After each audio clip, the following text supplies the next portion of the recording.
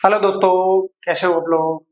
Hello दोस्तों, कैसे हो आप लोग। आई होप सो आप सभी अच्छे होंगे, जबरदस्त होंगे और अपनी पढ़ाई को एकदम सुचारू रूप से कर रहे होंगे। तो पिछली वीडियो के अंदर हमने पढ़ा था दलदली मिट्टी और मरुस्थलीय मिट्टी, लेकिन उसके बाद में एक टेक्निकल इश्यू के कारण, टेक्निकल इश्यू तो क्या, लाइट नहीं आने के कारण वो क्या है, वो क्लास जो है वहीं पे ही स्टॉप हो गई थी। ठीक है, तो आज उसके आगे पढ़ने वाले। ठीक है, उसमें मैं आपको मरुस्थलीय मिट्टी पढ़ा रहा था। ठीक है, कौन सी मिट्टी पढ़ा रहा था? मरुस्थलीय मिट्टी। ठीक है, तो देखो मरुस्थलीय मिट्टी में देखो कौन सी मिट्टी पढ़ा रहे थे? मरुस्थलीय मिट्टी, मरुस्थलीय मिट्टी। ठीक है, मरुस्थलीय मिट्टी। अब मरुस्थलीय मिट्टी में देखना, जो मरुस्थलीय मिट्टी है वो कहां पे पाई जाती है? देखो राजस्थान वाला जो क्षेत्र है, ये वाला जो क्षेत्र है राजस्थान का, राजस्थान गुजरात वाला जो ये क्षेत्र है, यहाँ पे पंजाब वाला, दक्षिणी पंजाब, दक्षिणी हरियाणा, और ये वाला जो क्षेत्र है यहाँ से लेकर गुजरात के कच्छरन वाला जो क्षेत्र है वो किसके अंदर आता है? उसके अंदर कौन सी मिट्टी पाई जाती है? मरुस्थलीय मिट्टी। ठीक है, तो इसमें लिखना, मरुस्थलीय मिट्टी में लिखना कि यह मिट्टी, मरुस्थलीय मिट्टी में लिखना पहला पॉइंट कि इस मिट्टी में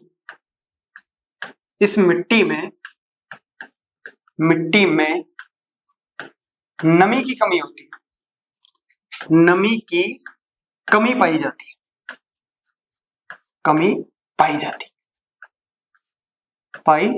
जाती है। यानी कि इसमें जो जल की मात्रा है वो बिल्कुल भी नहीं होती। ठीक है, समझ में आया बात। और उसके बाद में देखना, जो मरुस्थलीय मिट्टी है वो किन किन राज्यों में पाई जाती है? मरुस्थलीय मिट्टी राजस्थान में, राजस्थान का जो पूर्वी क्षेत्र है वो पश्चिमी जो क्षेत्र है उसके अंदर क्या है? बिल्कुल थार का मरुस्थल है, तो उसमें जो कौन सी मिट्टी पाई जाती है? मरुस्थलीय मिट्टी। दूसरा गुजरात, तीसरा दक्षिणी पंजाब, यानी कि जो पंजाब का जो निचले वाला हिस्सा है, दक्षिणी पंजाब, उसके अंदर भी क्या है? उसके अंदर भी मरुस्थलीय मिट्टी है। ठीक है, और दक्षिणी हरियाणा, यानी कि हरियाणा का जो भी नीचे वाला हिस्सा है उसके अंदर भी कौन सी मिट्टी पाई जाती है? वो भी मरुस्थलीय मिट्टी पाई जाती है। हरियाणा, हरियाणा। ठीक है, समझ में आई बात। तो मरुस्थलीय मिट्टी क्या है? इसके अंदर नमी की कमी पाई जाती है। ठीक है, और ये किन किन राज्यों में है? राजस्थान में, गुजरात में और पंजाब में और हरियाणा में। गुजरात में वे, पंजाब में और हरियाणा में। ठीक है, समझ में आई बात। इसके बाद में देखना, दूसरी मिट्टी देखना, लवणीय मिट्टी। कौन सी मिट्टी?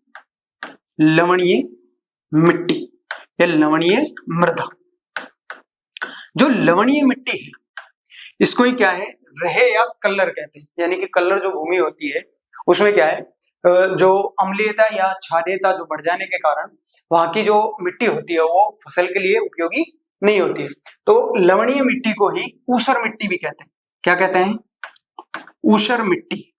याद रखना, लवणीय मिट्टी को ही क्या कहते हैं? ऊसर मिट्टी कहते हैं, रहे या कल्लर कहते हैं।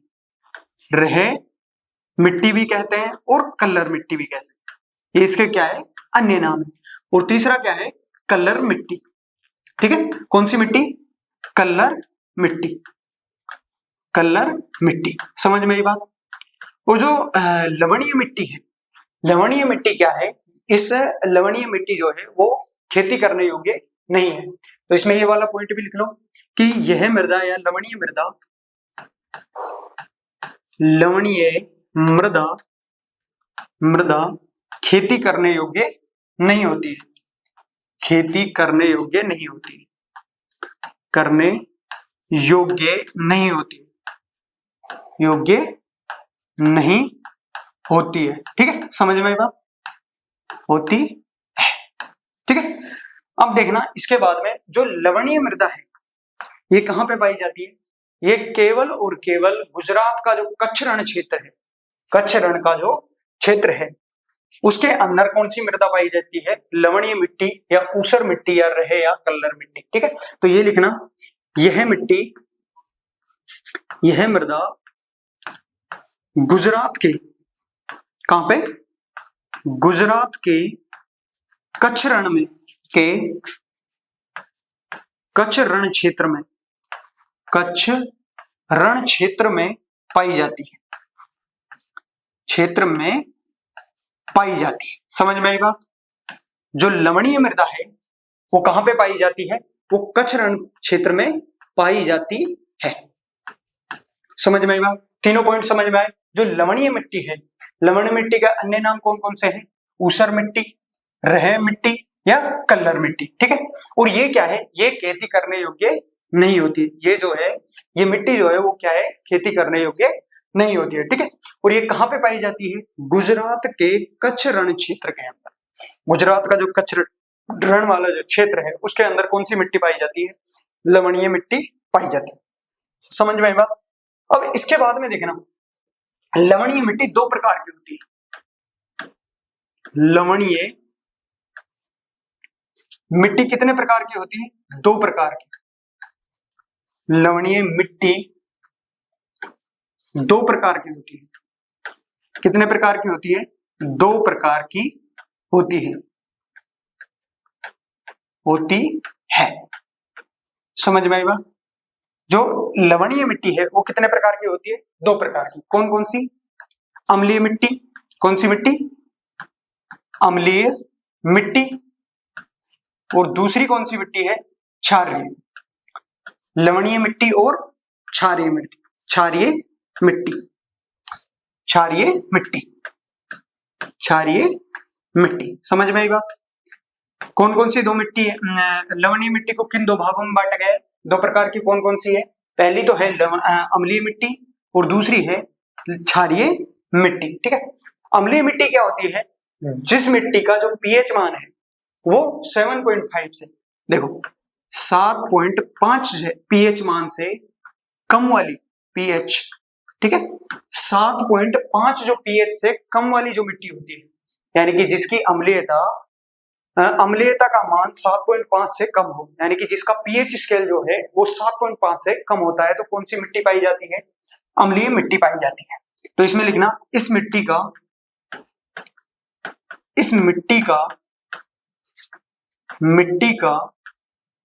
पीएच मान 7.5 से कम होता है, कम होता है। समझ में आई बात? कि जो ये वाली मिट्टी है, अम्लीय जो मिट्टी है, उसका जो पीएच मान है वो कितना होता है? वो 7.5 से कम होता है। समझ में आई बात? उसके बाद में देखना, इस मिट्टी की, इसमें ही एक और पॉइंट लिखो कि इस मिट्टी का जो अम्लीयता है, इस मिट्टी की अम्लीयता को कम करने के लिए क्या मिलाते हैं? चूना पत्थर मिलाते हैं। क्या मिलाते हैं? चूना का उपयोग करते हैं। तो इसमें लिखना, इस मिट्टी की अम्लीयता को कम करने के लिए क्या मिलाते हैं? चूना। इस मिट्टी की अम्लीयता को, इस मिट्टी की अम्लीयता को, किसको? अम्लीयता को कम करने के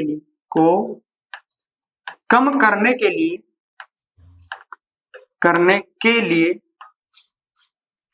क्या मिलाया जाता है? चूना। क्या मिलाया जाता है? चूना। ठीक है, चूना मिलाया जाता है।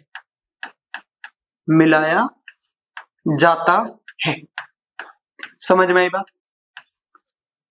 बात? क्या मिलाया जाता है? चूना मिलाया जाता है। लवणीय मिट्टी कितने प्रकार की? दो प्रकार की। कौन कौन सी? अम्लीय मिट्टी और क्षारीय मिट्टी। अम्लीय मिट्टी वह मिट्टी जिसका पीएच मान जो है वो कितना हो? 7.5 से कम होता हो। ठीक है, तो कौन सी मिट्टी कहलाती है? अम्लीय मिट्टी। और इसकी अम्लीयता को कम करने के लिए क्या मिलाया जाता है? चूना पत्थर।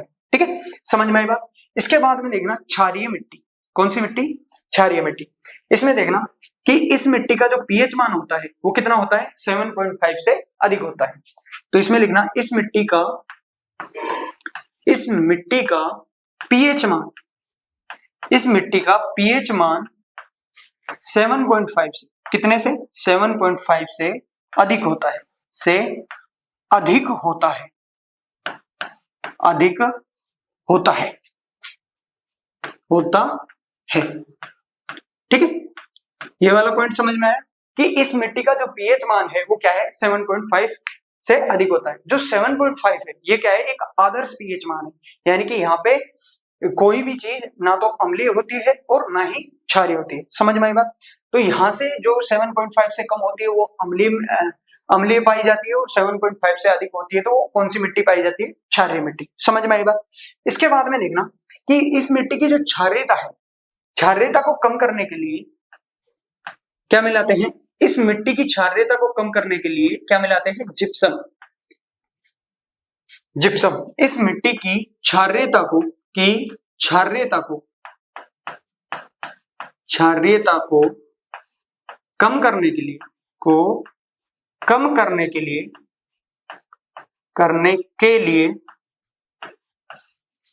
करने के लिए जिप्सम मिलाया जाता है। क्या मिलाया जाता है? जिप्सम मिलाया जाता है। याद रखना, इस मिट्टी की क्षारीयता को कम करने के लिए क्या मिलाया जाता है? जिप्सम मिलाया जाता है। समझ में आई बात? ठीक है, तो मिट्टी के अंदर अपन ने यही बातें पढ़नी थी। कौन कौन सी मिट्टी पढ़ ली अपन ने? देखो, जलोढ़ मिट्टी पढ़ ली, जलोढ़ मिट्टी पढ़ ली। ठीक है, जलोढ़ मिट्टी के अन्य नाम क्या क्या है? देखो, जलोढ़ मिट्टी को दोमट मिट्टी भी कहते हैं, और दोमट और कछारी मिट्टी, कछारी मिट्टी, दोमट मिट्टी और कछारी मिट्टी भी कहते हैं। ठीक है, उसके बाद में हमने पढ़ा था काली मिट्टी, काली मिट्टी, और काली मिट्टी को कपास की मिट्टी भी कहते हैं, क्योंकि इसमें कपास सर्वाधिक मात्रा में होती है। बहुत अच्छी कपास के लिए सबसे अच्छी मिट्टी कौन सी है? काली मिट्टी। ठीक है, इसको कपास मिट्टी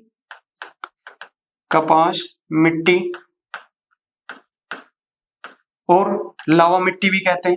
क्या कहते हैं? लावा मिट्टी, क्योंकि ये बेसाल्ट चट्टानों से बनती है। जो काली मिट्टी है वो किससे बनती है? बेसाल्ट चट्टानों से बनती है। काली मिट्टी को ही लावा मिट्टी भी कहते हैं। और तीसरा इसका जो नाम था वो क्या था? रेगूर मिट्टी। क्या था? रेगूर मिट्टी। समझ में आई बात? रेगूर मिट्टी। उसके बाद में हमने पढ़ा था लाल मिट्टी, लाल मिट्टी। लाल मिट्टी का कोई भी अन्य नाम नहीं है। इसका जो लाल रंग है वो किसके द्वारा होता है? लौह ऑक्साइड के कारण। लौह ऑक्साइड के कारण। किसके कारण? ऑक्साइड के कारण। और ये टिटेनीफेरस मैग्नेटाइट के द्वारा। ये कौन से? टिटेनीफेरस मैग्नेटाइट, टिटेनीफेरस मैग्नेटाइट के द्वारा। टिटेनीफेरस मैग्नेटाइट। समझ में आएगा? टिटेनीफेरस मैग्नेटाइट के कारण इस मिट्टी का कलर कैसा होता है? काला। कैसा कलर होता है? काला कलर होता है। और लौह ऑक्साइड के कारण इस मिट्टी का रंग लाल होता है। क्या होता है? लाल होता है। समझ में आई बात? उसके बाद में हमने पढ़ा था लेटेराइट मिट्टी, लेटेराइट मिट्टी। लेटेराइट मिट्टी को क्या है? मखमली मिट्टी भी कहते हैं, मखमली मिट्टी भी कहते हैं। इसका जो अन्य नाम है वो क्या है? मखमली मिट्टी है। उसके बाद में हमने पढ़ा था पर्वतीय मिट्टी, पर्वतीय मिट्टी। अब जो पर्वतीय मिट्टी है वो कहाँ पाई जाती है? पर्वतों के अंदर। और पर्वत कहाँ है? हिमालय के क्षेत्र में। हिमालय का जो पर्वतीय क्षेत्र है उसके अंदर कौन सी मिट्टी पाई जाती है? पर्वतीय मिट्टी। उसके बाद में हमने पढ़ा था दलदली मिट्टी, दलदली मिट्टी। और जो दलदली मिट्टी है वो किसके कारण बनती है? अधिक वर्षा और वहां की वनस्पति के सड़ने के कारण उसके अंदर जो हुमस हो जाता है। सर्वाधिक जो हुमस वाली मिट्टी कौन सी है? दलदली मिट्टी है। ठीक है, सर्वाधिक वर्षा और वनस्पति के कारण जो बनती है वो कौन सी मिट्टी बनती है? दलदली मिट्टी बनती है। और ये कहाँ कहाँ है? ये केवल केरल में सर्वाधिक है, और उत्तराखंड और पश्चिम बंगाल, पश्चिम बंगाल के कुछ जिलों में, कुछ क्षेत्र में, यानी कि केरल का कुछ क्षेत्र, उत्तराखंड का कुछ क्षेत्र और पश्चिम बंगाल का जो कुछ क्षेत्र है उसके कुछ क्षेत्र में, कुछ पर्टिकुलर क्षेत्र के अंदर कौन सी मिट्टी पाई जाती है? दलदली मिट्टी पाई जाती है। उसके बाद में हमने पढ़ा था मरुस्थलीय मिट्टी,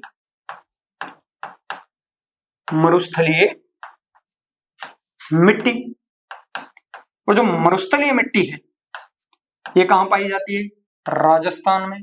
कहां पे? राजस्थान के अंदर, गुजरात में, राजस्थान, गुजरात और दक्षिणी पंजाब व हरियाणा, दक्षिणी पंजाब व हरियाणा में, हरियाणा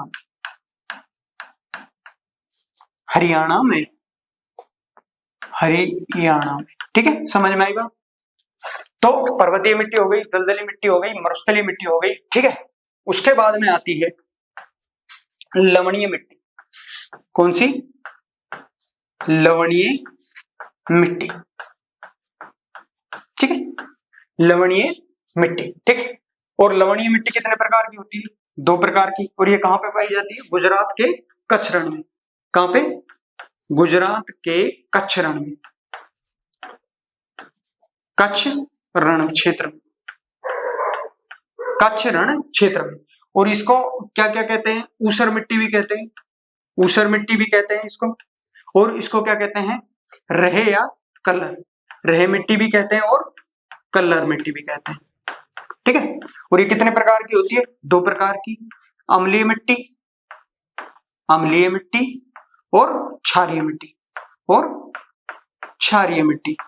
अम्लीय मिट्टी क्या है? पीएच मान से, पीएच मान कितना? 7.5 से कम वाली अम्लीय मिट्टी, और 7.5 से अधिक वाली, 7.5 से अधिक वाली क्षारीय मिट्टी।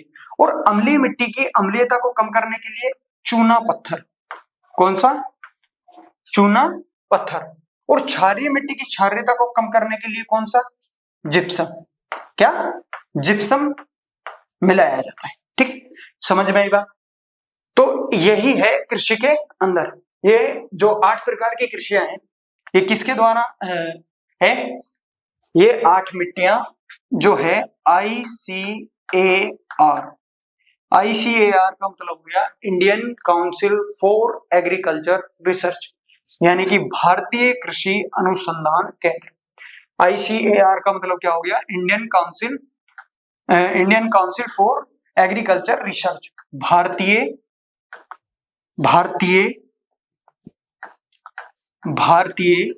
कृषि अनुसंधान केंद्र, कृषि अनुसंधान केंद्र,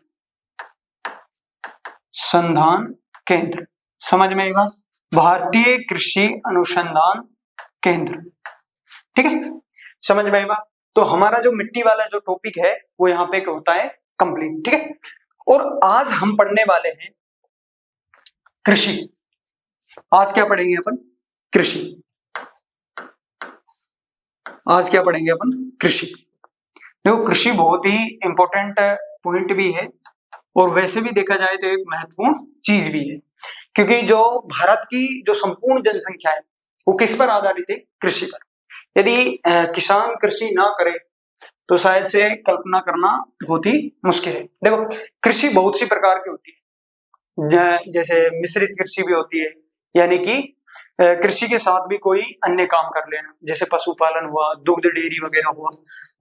मिश्रित कृषि भी होती है, और भाई साहब नगदी कृषि भी होती है, मतलब जो स्थानांतरित कृषि भी होती है, और वाणिज्य कृषि भी होती है। नगदी नहीं, नगदी फसल होती है शायद से, यानी कि शायद से नहीं, कन्फर्मली नगदी जो फसलें होती है, यानी कि जिसको बेचकर अपन क्या है वो पैसा कमाते हैं, उसको क्या कहते हैं? नगदी फसलें, ठीक है। वाणिज्य कृषि भी कहते हैं, यानी कि ऐसी खेतियां जिसके द्वारा अपन एक व्यवसाय का रूप देते हैं, ठीक है। स्थानांतरित कृषि भी होती है, जो जगह बदल बदल कर की जाती है, ठीक है। फव्वारा जो है वो कृषि होती है, ठीक है। तो इसके बाद में कृषि बहुत सी टाइप की है, बहुत है, जिस टाइप से करो वो सभी क्या है? कृषि है। अब इसके अंदर अपन देख लेते हैं फसल। क्या देखते हैं? फसल। देखो फसल क्या है? हर ऋतु और हर मौसम के अनुसार धान को उगाना, यानी कि किसी भी चीज को उगाना, जैसे कि सेब की बागवानी करना, और भाई साहब जो गेहूं के धान वगैरह करना। तो जो फसलें हैं वो कितने प्रकार की होती है? वो 3 प्रकार की होती है। पहली जायद की फसल, जायद फसलें, ठीक है। और दूसरी रवि की फसलें, रवि फसलें।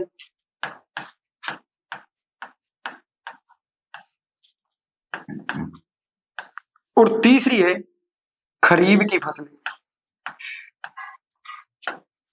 की फसल, खरीफ की फसल, ठीक है। रवि की फसल, जायद की फसल और खरीफ की फसल, ठीक है। खरीफ की फसल, देखो जायद जो फसलें होती है इसके अंदर आती है, जैसे कि जो भी बेल वगैरह होती है, जो भी बेल वगैरह, सब्जी वगैरह की बेल जो भी हो गई, वो किसके अंदर आती है? जायद फसलों के अंदर। और ये जो है वो कब बोई जाती है? मार्च से मई, मार्च में बोई जाती है और मई में काट ली जाती है, मई में काट ली जाती है। इसमें सभी सब्जी की बेलें आ जाती है, सब्जी यानी कि ककड़ी वगैरह, ककड़ी, खरबूजा, खरबूजा, तरबूजा इत्यादि, तरबूजा इत्यादि। समझ में आई बात? रवि की फसलें जो अभी बोई जा रही है, ठीक है, जो अभी बोई जा रही है, जो नवंबर से मार्च के बीच में जो फसलें बोई जाती है वो किसके अंदर आती है? रवि की फसलों के अंदर, यानी कि नवंबर में बोई जाती है और मार्च में काट ली जाती है। तो अब क्या क्या बोया जाता है? अब देखो गेहूं बोया जाएगा, ठीक है। अब कौन कौन सी फसलें बोई जाती हैं? गेहूं, सरसों, ठीक है, सरसों की बुआई चल रही है, ठीक है। गेहूं, सरसों, जौ, ठीक है, गेहूं, सरसों, जौ इत्यादि जो भी है, चना, ठीक है, चना, बहुत सी जो इस ऋतु में बोई जाती है वो क्या है? रवि की फसलें। और खरीफ की फसलें कौन सी होती है? जो जुलाई से लेकर और कब? अक्टूबर नवंबर तक जो फसलें बोई जाती है, अक्टूबर नवंबर में जो काट ली जाती है, अक्टूबर नवंबर, यानी कि जुलाई में जो बोई जाती है और अक्टूबर नवंबर वाले उसमें काट ली जाती है, ठीक है। अक्टूबर नवंबर में काट ली जाती है, तो कौन सी? खरीफ की फसलें कहलाती है, ठीक है। और इस फसलों के अंदर कौन सा क्या आता है? बाजरा, कपास, ठीक है, जो अभी चल रहे हैं, बाजरा, कपास, ठीक है, ईटीसी। जुलाई में बोई जाती है और अक्टूबर नवंबर में जो काट ली जाती है वो किसके अंदर आती है? खरीफ की फसलों के अंदर आती है। और इसके अंदर क्या है? बाजरा, कपास इत्यादि फसलें आती है। समझ में आई बात? 3 प्रकार की फसलें होती है, कौन सी? जायद की फसलें, रवि की फसलें और खरीफ की फसलें, ठीक है। जो जायद की फसलें वो क्या है? मार्च टू मई में, मार्च में बोई जाती है और मई के अंदर काट ली जाती है। इसके अंदर जो भी सब्जियां हैं, सब्जियों में जैसे ककड़ी, बेल वगैरह जो भी होती है वो किसके अंदर आती है? जायद की फसलों के अंदर आती है, ठीक है। उसके बाद में रवि की फसलें, रवि की फसलें नवंबर में बोई जाती है और मार्च में काट ली जाती है, जैसे गेहूं, सरसों, जौ और चना, ठीक है। और खरीफ की फसलें जो जुलाई में बोई जाती है और अक्टूबर नवंबर में काट ली जाती है, तो वो किसके अंदर आती है? खरीफ की फसलों के अंदर आती है। और वो कौन कौन सी है? बाजरा और कपास। उसके बाद में देखना नकदी फसलें, नकदी फसलें। अब जो नकदी फसलें होती है ये क्या है? इन फसलों को केवल व्यवसाय यानी कि पैसे कमाने के लिए बोया जाता है, यानी कि जो नकदी फसलें हैं उसको केवल वाणिज्य के रूप से बोया जाता है। तो नकदी फसलों में पहला जो आता है वो लिखना गन्ना, और अपन गन्ना के बारे में पढ़ेंगे, ठीक है। गन्ना, ठीक है।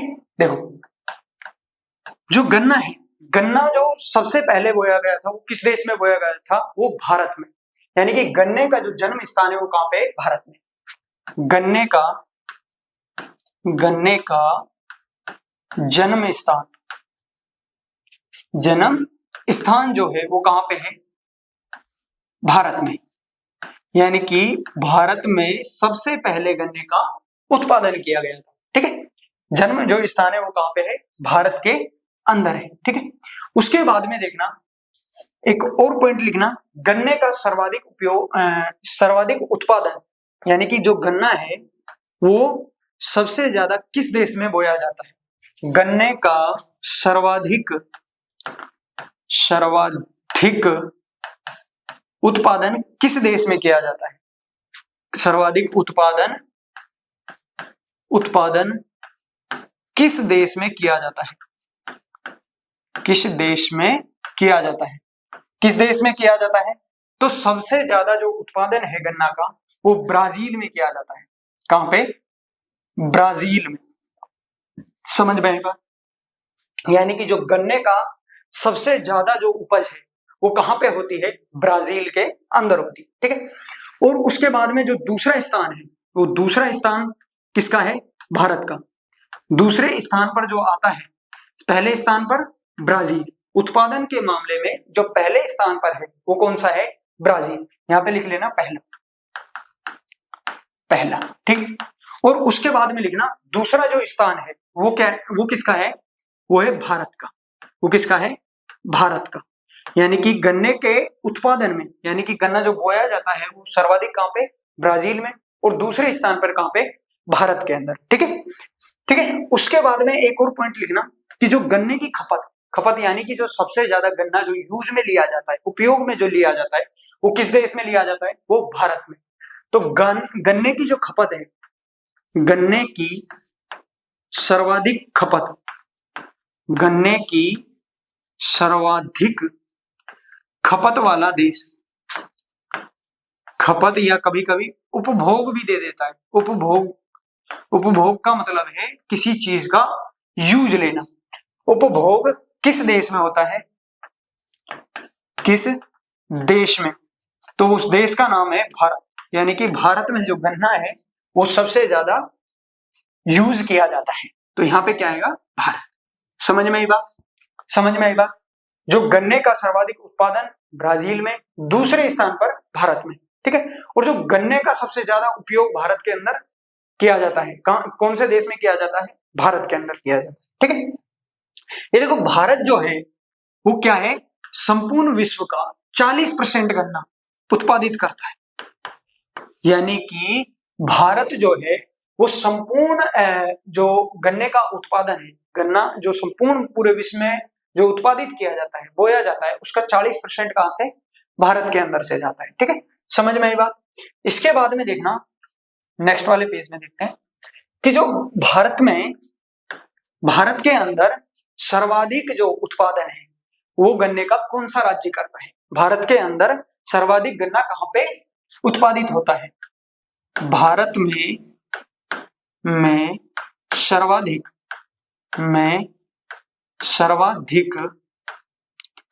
गन्ना कहां पर उत्पादित होता है। उत्पादित का मतलब उगाया जाता है, उत्पादित होता है तो उत्तर प्रदेश के अंदर। कहां पे, उत्तर प्रदेश में, उत्तर प्रदेश में, उत्तर प्रदेश में। ठीक है, समझ में आई बात। और जो उत्तर प्रदेश है वो संपूर्ण भारत का 45% गन्ना उत्पादित करके देता है। कितने परसेंट, 45%। कितने परसेंट, यानी कि 45% ओनली फॉर उत्तर प्रदेश दे देता है, और उसके बाद में बचा 55% भारत के अन्य क्षेत्रों में से जाता है। समझ में आई बात। इसके बाद में देखना जो दूसरे नंबर पर उत्पादित जो राज्य है वो कौन सा है, दूसरे स्थान पर, तो दूसरे स्थान पर है महाराष्ट्र। कौन सा राज्य है, महाराष्ट्र। समझ में आई बात, महाराष्ट्र के अंदर भी गन्ने का उत्पादन होता है। उत्तर प्रदेश के बाद में दूसरा जो स्थान है वो किसका है, महाराष्ट्र है। ठीक है, समझ में आई बात। उसके बाद में देखना कि जो भारत में चीनी चीनी मिल, यानी कि गन्ने से ही क्या बनता है, गुड़ बनता है और चीनी बनती है। तो भारत में सर्वाधिक जो चीनी मिल है वो कहां पर है, भारत में, लिखना, भारत में सर्वाधिक चीनी मिल, सर्वाधिक, यानी कि मिल, चीनी मिल क्या है, जहां पर चीनी बनाई जाती है। सर्वाधिक चीनी मिल, चीनी मिल कहां पे है, उत्तर प्रदेश में। कहां पे है, उत्तर प्रदेश में, उत्तर प्रदेश में। समझ में ये बात, उत्तर प्रदेश में। देखो चीनी मिल तो सबसे ज्यादा कहां पे है, उत्तर प्रदेश में, लेकिन जो चीनी का उत्पादन है वो सबसे ज्यादा वो कौन सा राज्य करता है, महाराष्ट्र। यानी कि चीनी जो सबसे ज्यादा उत्पादित करके देता है वो कौन सा राज्य है, महाराष्ट्र। तो इसमें नेक्स्ट पॉइंट लिखना कि चीनी उत्पादन, चीनी का उत्पादन,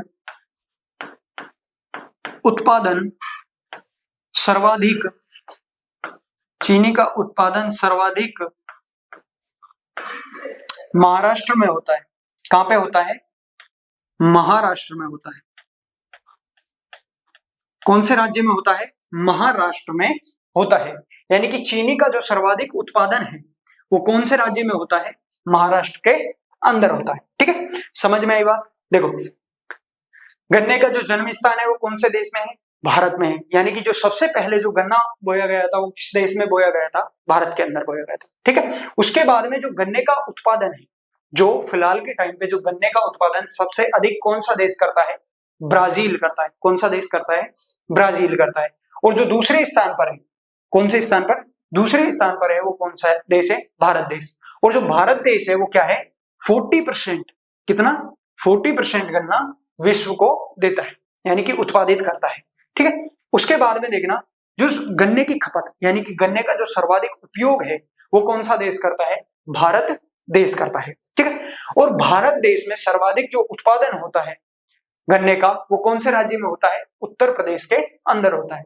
और जो अकेला उत्तर प्रदेश है वो क्या है, संपूर्ण भारत का जो 45% है वो गन्ना उत्पादित करता है। ठीक, समझ में आई बात। उसके बाद में जो दूसरा स्थान है, दूसरा स्थान कौन सा है, किस राज्य का है, महाराष्ट्र का है। कौन से राज्य का है, महाराष्ट्र का है। ठीक है, समझ में आई बात। उसके बाद में देखना चीनी मिल, यानी कि जहां पे चीनी बनती है, जहां पर चीनी बनती है वो क्या है, चीनी मिल है। तो भारत में सर्वाधिक चीनी मिल किस राज्य में है, उत्तर प्रदेश में। किस राज्य में है, उत्तर प्रदेश के अंदर है। ठीक है, लेकिन जो चीनी का उत्पादन है, जो चीनी का उत्पादन सर्वाधिक कौन सा राज्य करता है, महाराष्ट्र करता है। कौन सा राज्य करता है, महाराष्ट्र करता है। ठीक है, समझ में आई बात। उसके बाद में देखना नेक्स्ट, देखना चाय, नेक्स्ट देखना चाय। ठीक है, चाय भी क्या है, एक नकदी फसल, यानी कि जिसको बेचकर अपन पैसे कमाते हैं। कौन सी फसल है वो, चाय। यानी कि जिनका पर्पज ही केवल बेचना होता है वो कौन सी फसलें कहलाती है, नकदी फसलें। जो चाय है, चाय का जो सबसे अधिक उत्पादन होता है, सबसे अधिक जो उत्पादन होता है किस देश में होता है, चाइना में। सबसे अधिक जो उत्पादन होता है वो किस देश में होता है, चाइना के अंदर। अधिक, सबसे अधिक उत्पादन, उत्पादन जो होता है वो किस देश में होता है, चाइना के अंदर। कौन से देश के अंदर, चीन के अंदर। ठीक है, कौन से देश के अंदर, चीन के अंदर। समझ में आई बात। चाइना के अंदर चाय का सबसे अधिक उत्पादन होता है, यानी कि जो सबसे अधिक जो चाय जहां पे उत्पादित होती है, यानी कि उगाई जाती है, वो कौन सा देश है, चीन है। और दूसरे नंबर पर, पहला तो चाइना और दूसरा जो है वो कौन सा देश है, भारत। वो कौन सा देश है, भारत देश है। ठीक है, उसके बाद में जो खपत है, खपत में भारत ही नंबर 1 पर है। यानी कि जो सबसे ज्यादा चाय जहां पर यूज ली जाती है, चाय सुबह भी चाय पीते हैं, दोपहर को भी चाय पीते हैं, वो कौन सा देश है, भारत देश है, जिसमें सबसे ज्यादा चाय का उपयोग किया जाता है। तो चाय का सर्वाधिक उपयोग, चाय का सर्वाधिक उपयोग, सर्वाधिक उपयोग, उपयोग किस राज्य में, किस में देश में किया जाता है, सर्वाधिक उपयोग किस देश में, किस देश में, तो वो है भारत देश में। कौन से देश में? भारत देश में। समझ में आई बात? जो चाय का जो उत्पादन है वो सबसे अधिक चाइना में, और जो खपत है यानी कि जिसका उपयोग जो है वो कहां पे किया जाता है? भारत के अंदर किया जाता है। ठीक है, उसके बाद में देखना कि जो भारत में सर्वाधिक चाय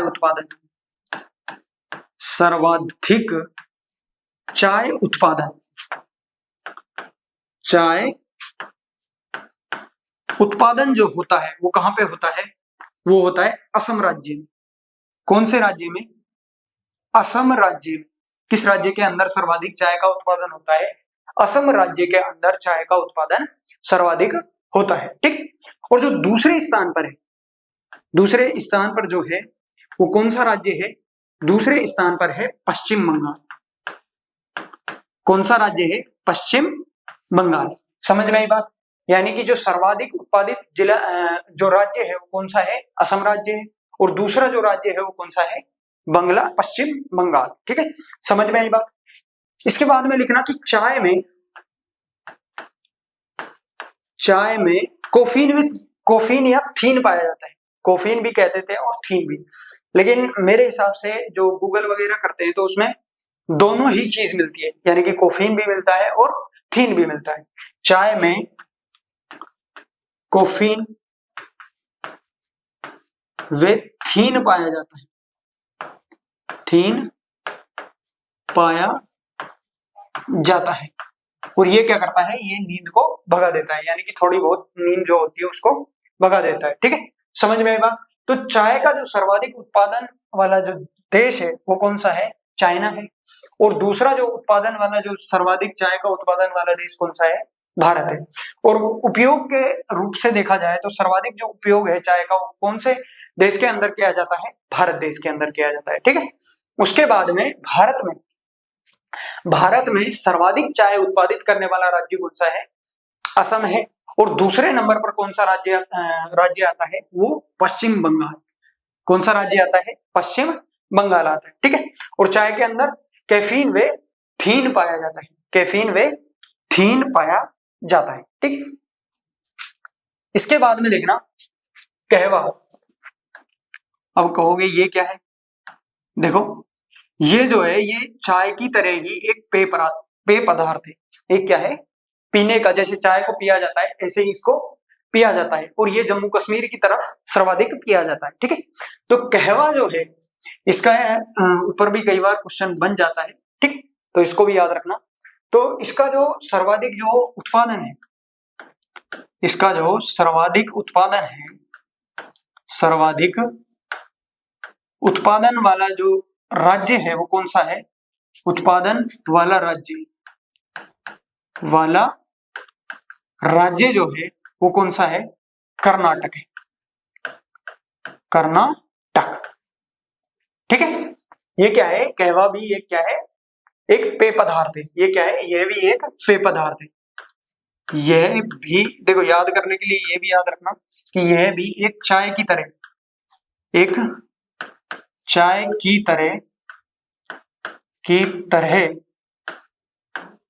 पेय पदार्थ है। समझ में आई बात? ये क्या है? ये चाय की तरह एक पेय पदार्थ है, और ये सर्वाधिक किस राज्य में उत्पादित किया जाता है? वो है कर्नाटक के अंदर। वो कौन सा राज्य है? कर्नाटक के अंदर। और इसमें भी कैफीन पाया जाता है। इसमें क्या है? कैफीन पाया जाता है। कैफीन पाया जाता है। समझ में आई बात? कैफीन पाया जाता है। ठीक है, इतनी बात समझ में। उसके बाद में देखना नेक्स्ट जो नकदी फसल है, नेक्स्ट नकदी फसल के अंदर आती है कपास। क्या आती है? कपास आती है। और कपास आते ही सबसे पहले पूछ लेता है कि व्हाइट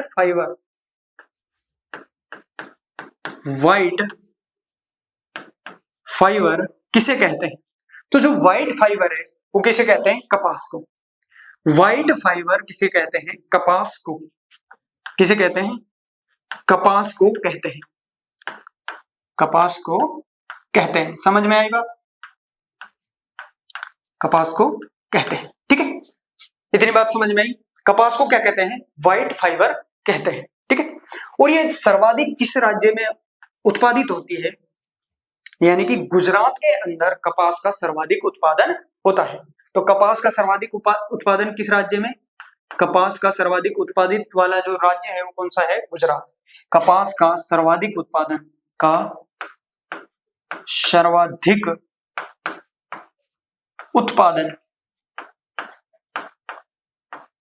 सर्वाधिक उत्पादन वाला राज्य जो है वो कौन सा है? गुजरात।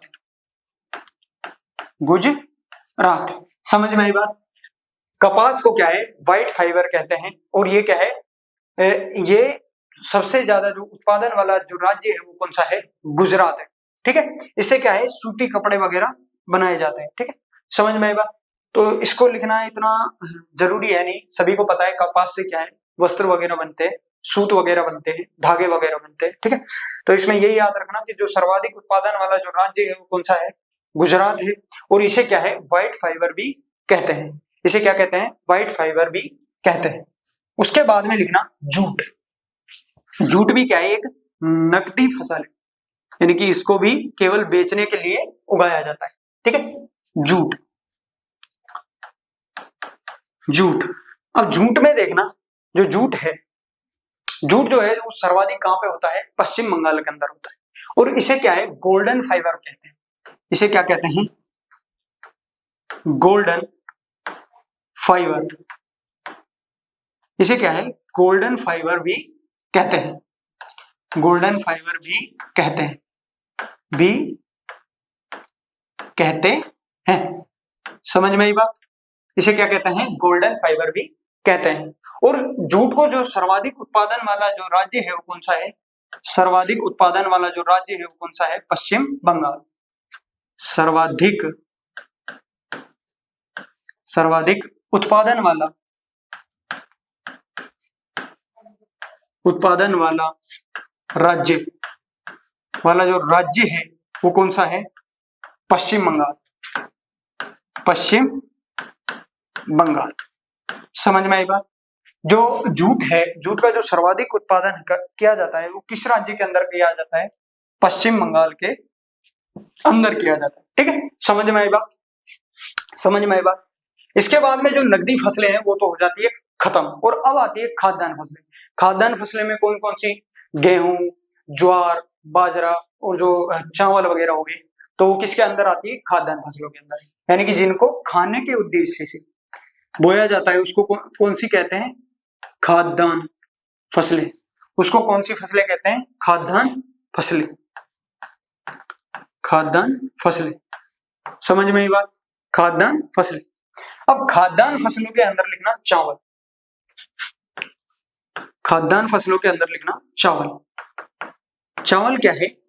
भारत के अंदर सर्वाधिक मात्रा में उगाए जाने वाली धान फसल है। यानी कि खाद्यान्नों में जो चावल है, चावल क्या है? सर्वाधिक मात्रा में उगाई जाने वाली खाद्यान्न फसल। ठीक है, तो हेडिंग डालना यहाँ पे चावल। ठीक है, और चावल के अंदर लिखना कि भारत में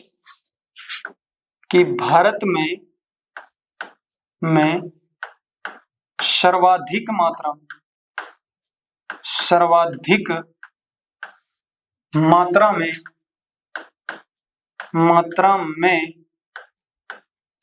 उगाई जाने वाली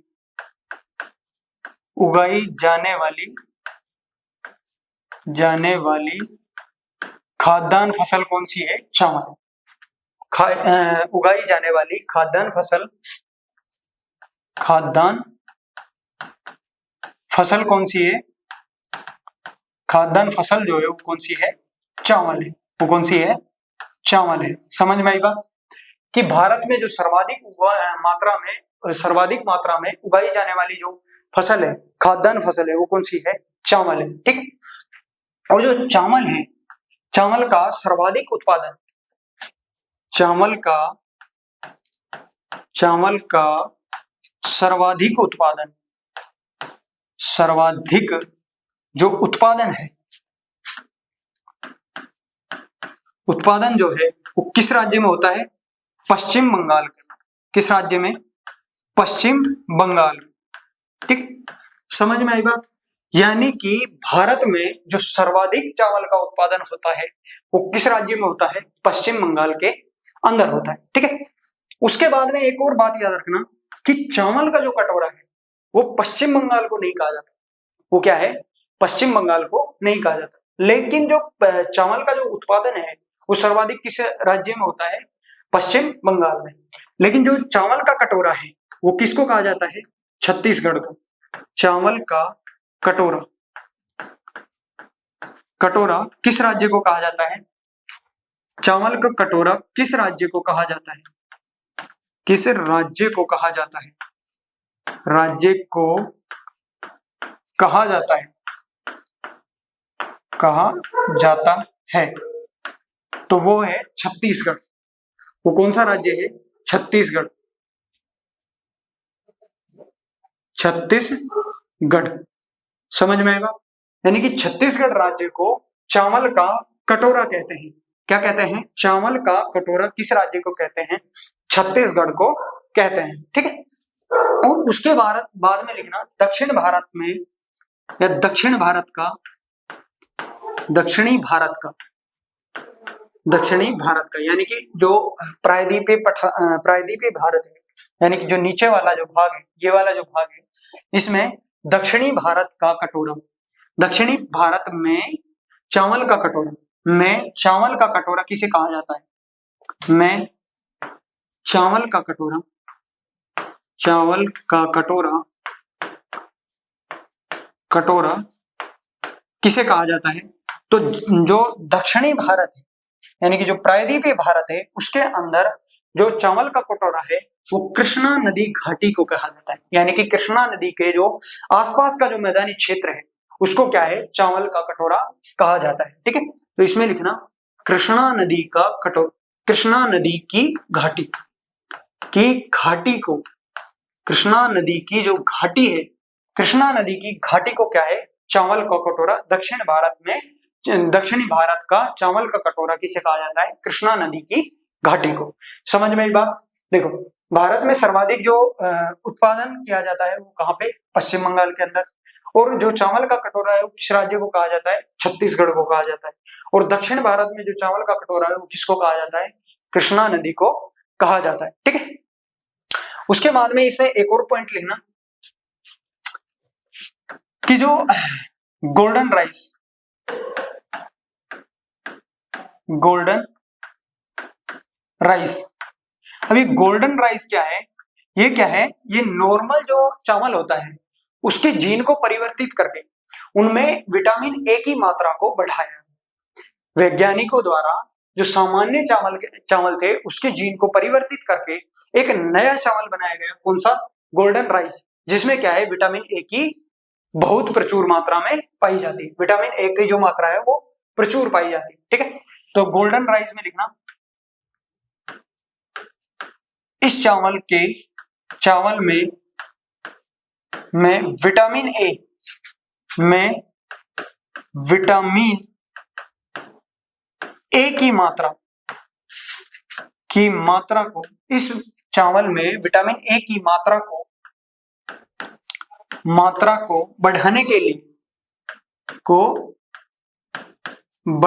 के लिए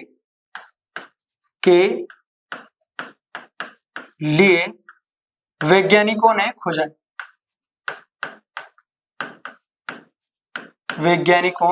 खोजा है। यानी विटामिन ए की जो पूर्ति है उसको करने के लिए एक नया चावल बनाया गया। कौन सा? Golden rice. इतना याद रखना। ठीक है, अब मैं इसको और कैसे समझाऊं कि गोल्डन राइस क्या है, कि बस ये इतना है कि वैज्ञानिकों ने जो सामान्य चावल है उसके जीन में परिवर्तन करके उसमें विटामिन ए की मात्रा को बढ़ाने के लिए वैज्ञानिकों ने इसे खोजा है। यानी कि जीन में उसमें परिवर्तन किया और उसमें विटामिन ए की मात्रा बढ़ गई। ठीक है, और उस राइस को क्या नाम दे दिया गया? गोल्डन राइस नाम दे दिया। ठीक है, समझ में आई बात? सिंपल सी चीज है। ठीक है, तो आज के लिए इतना ही। यदि मेरे से कोई भी गलती हो गई हो तो मुझे माफ करना। ठीक है, बाकी मेरे हिसाब से मैंने अच्छा पढ़ा है। ठीक है, और यदि आपको अच्छा लगा हो तो लाइक कमेंट करके मुझे बता देना कि आपको वीडियो कैसी लगी। ठीक है, थैंक यू।